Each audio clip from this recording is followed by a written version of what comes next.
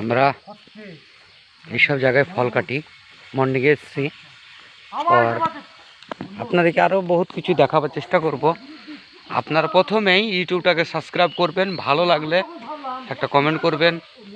দেখেন এই যে ড্রেনটা দেখছেন, পাহাড় থেকে ঝর্ণার পানি নামে, দুই দিকে পাহাড়, এদিকে পাহাড়, এইদিকে পাহাড়।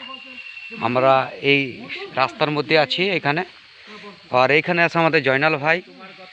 আর এই দিকে আরও দেখাবো, দেখেন গাছ পড়ে গেছে। আর এই যে ড্রেন, এই ড্রেনটার এইসব জায়গায় অজগর সাপ থাকে, বাঘ থাকে। হ্যাঁ, দেখছেন পানি গড়ছে, জল গড়তে আছে।